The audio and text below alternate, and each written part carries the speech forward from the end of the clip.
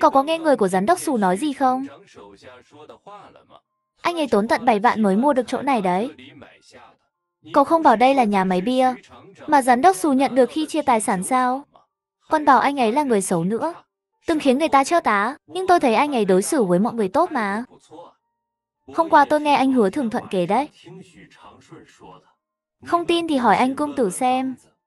Mọi người nghĩ sao? Liệu anh Hứa Thường Thuận có nói thế vì ghen tị không? Dù sao sắp tới có lễ hội bia rồi. Kinh doanh bia chắc chắn sẽ khởi sắc một đợt. Nhìn số người xếp hàng nhận hàng hôm nay là biết ngay. Mà hồi anh Hứa Thường Thuận làm giám đốc, chẳng bao giờ gặp chính sách tốt thế này. Có khi anh ấy muốn giám đốc Xù thất bại ấy chứ. Vậy thì chúng ta, đội cả ngắn, chẳng phải thiệt to sao? Mau đi lấy hợp đồng về đi thôi. Mọi người bình tĩnh nào. Tình hình bây giờ rồi dám thế này. Thật ra thế nào chúng ta còn chưa rõ. Cứ xem giám đốc mới có xử lý được đám chủ nợ không đã. Nếu ngay cả nợ nần mà cũng không giải quyết nổi, thì chúng ta ký hợp đồng ngắn hạn cho chắc ăn. Nghe anh Quách Đức Lượng nói vậy, mọi người cũng thấy có lý. Ánh mắt mọi người hướng về anh Hứa Văn Đông ở đằng xa. Tôi vẫn chưa biết ba vị đây xưng hô thế nào. Tôi là Triệu Mộc Sinh, bên nhà máy thủy tinh. Tôi là Tiền Bảo à. Làm buôn bán sỉ. Hoa bia cho nhà máy của anh trước đây đều do tôi cung cấp. Hiểu rồi, hiểu rồi. Mấy anh có mang giấy nợ và số liệu theo không? Có chứ, anh Triệu, anh Tiền và anh Tôn lập tức lục tìm giấy nợ. Còn anh Hứa Văn Đông thì nhân cơ hội ghé sát chị Giang Nhiên, nói ba từ, cứ kéo dài thời gian. Chị Giang Nhiên chẳng hiểu sao anh Hứa lại bảo thế. Kéo dài thời gian thì khỏi trả nợ à? Hay là định chờ bán bia xong mới trả? Thế thì kéo đến 5 khi tháng muộn mất. Lúc này, ba người đã đưa giấy nợ cho anh Hứa Văn Đông. Anh ấy cầm lên xem xét kỹ lưỡng. Chốc lát sau, anh đưa giấy nợ cho chị Giang Nhiên. Chị ơi, con dấu trên giấy nợ này là thế nào nhỉ? Chị Giang Nhiên lập tức cầm giấy nợ xem cả buổi. Giấy nợ này cũ quá rồi. Chữ viết cũng mờ đi nhiều. Chị Giang Tổng, trên đó ghi rõ ràng là nhà máy bia Liên Hoa mà. Sao lại bảo không rõ chứ? Hơn nữa còn có chữ ký của anh Hứa Thường Thuận nữa. Giám đốc Xù, chúng tôi đã nhường đường cho anh rồi. Anh không thể chơi xấu chúng tôi được. Anh Triệu này, nói thế là làm tớ ngại rồi đó. Đầu óc tôi tỉnh táo lắm. Chẳng đến nỗi phù sạch nợ đâu. Anh đừng nói bừa. Anh Tiền Bảo A lập tức đứng ra bênh anh Hứa Văn Đông. Làm thế vì sợ anh Hứa thật sự chối nợ. Tôi cũng chẳng muốn phiền phức thế này. Nhưng các anh cũng phải thông cảm cho tôi. Dù sao mấy khoản nợ này là tôi tiếp nhận sau khi vào đây. Nếu không xem kỹ, em là sau này rắc rối. Hơn nữa, theo quy định pháp luật, khi tôi tiếp nhận khoản nợ này, cần có các bên liên quan có mặt xác nhận. Như thế mới có hiệu lực pháp lý. Mà lúc đó các anh có mặt không? Nhưng các anh yên tâm. Dù tôi mua, nhà máy bia có chút mệt mỏi, tôi cũng không lấy cớ để lừa các anh. Dù sao kiếm tiền ai cũng vất vả. Nghe anh Hứa Văn Đông nói đến lúc này, anh Triệu, anh Tiền và mấy người còn lại cảm kích, khách sáo đáp lời. Ngoài cổng nhà máy, anh Hứa Thường Thuận đậu xe ở một góc khuất xa xa. Nhìn tình hình hiện tại, anh ấy cau mày. Sao lại khác với lời bác Trương báo cáo thế này? Mượn xe sang để kết giao với các lãnh đạo, mà đám đối tác đòi nợ lại bị dọa sợ thế kia. Thế là tôi tính kế xoay sở với các bên.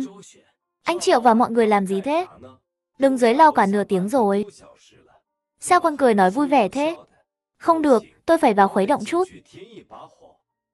Anh Hứa Thường Thuận nhíu mày chặt hơn.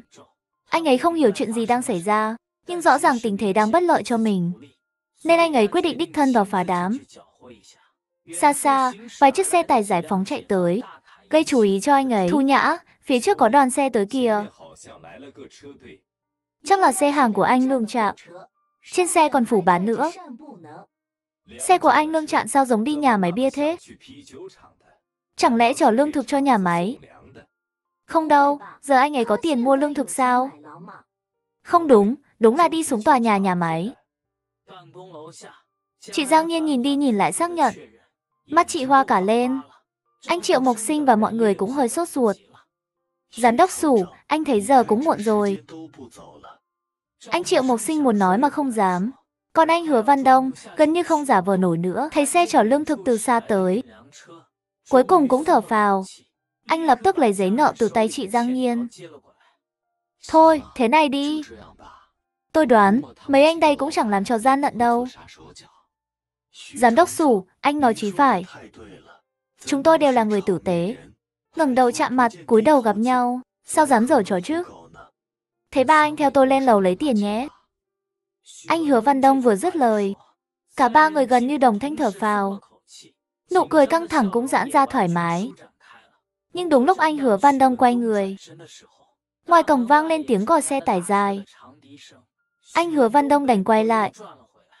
Hình như xe chở lương thực cho tôi tới rồi. Chắc là xe hàng của anh Lương Trạm, đúng không? Đúng rồi, ba anh chủ nợ. Có thể đợi tôi một chút không? Tôi ra gặp họ một lát. Được, anh cứ đi đi.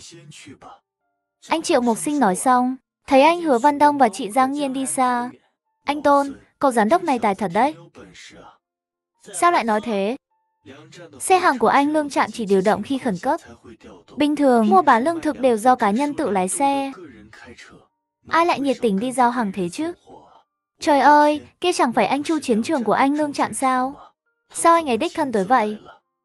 Cùng lúc đó, anh Chu Bình Khôn bước xuống từ xe tải và chủ động đưa tay ra, chào hỏi anh Hứa Văn Đông.